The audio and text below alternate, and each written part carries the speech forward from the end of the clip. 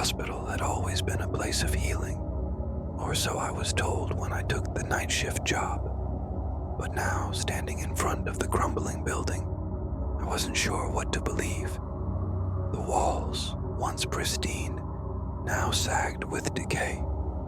I couldn't help but feel a shiver as I glanced at the boarded-up windows, casting an unnatural darkness over the halls.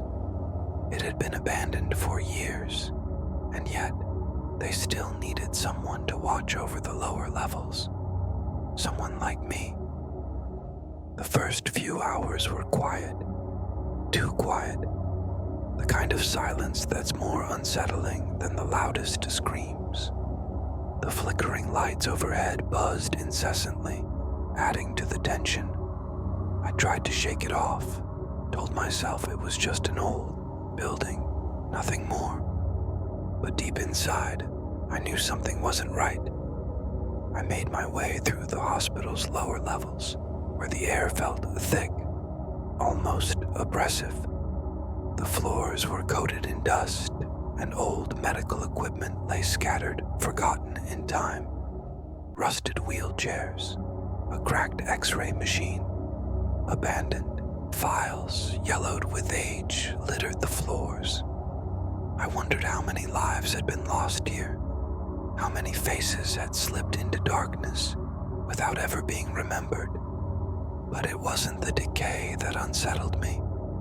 It was the feeling that I wasn't alone. Every time I walked past an empty room, I could swear I heard footsteps behind me, a soft, rhythmic tapping just out of sight. I turned only to find empty, hollow hallways. Nothing.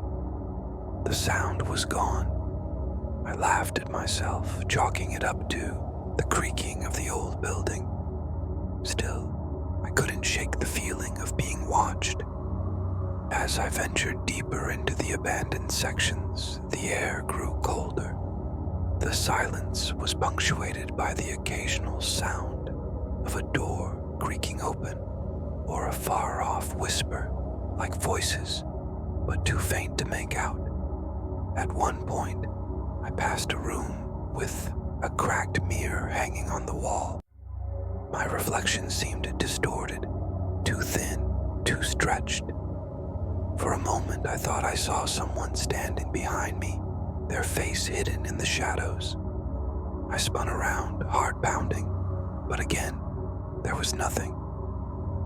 I tried to focus on the task at hand, but it was becoming harder to ignore the creeping dread gnawing at the edges of my mind.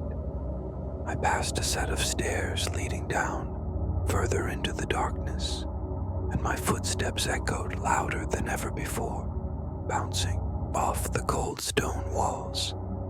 Then I found it, a journal, old and torn, wedged between two crumbling shelves. The faded ink was hard to read, but the words sent a chill through me.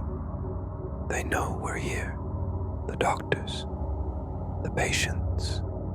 They were experimenting on us, changing us, but we were never meant to leave. My breath hitched as I skimmed the pages. The entries spoke of twisted medical practices, patients whose names were erased from records, and experiments that had gone horribly wrong. There were drawings, too, distorted faces, empty eyes, and limbs twisted beyond recognition. As I read, I heard the whispers again, this time louder, more insistent, echoing through the halls. Leave, before they find you. It's too late. I slammed the journal shut and stumbled back, my heart racing. But when I tried to leave, the hospital seemed different. The hallway stretched endlessly before me, looping back on itself. The exit I had seen just moments ago was gone. I was trapped. Panic set in. My pulse hammered in my ears. The walls seemed to close in, and I could hear the unmistakable sound of footsteps. closer now, coming from all directions. They were behind me, around me. I couldn't escape. My hands shook as I ran down hallways that no longer felt like they belonged to this world. I felt the presence behind me, the cold breath on the back of my neck, as if something or someone was just inches away. I turned a corner and froze.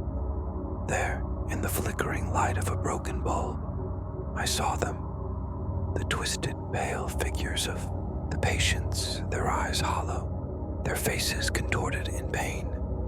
They were staring at me, silent, waiting.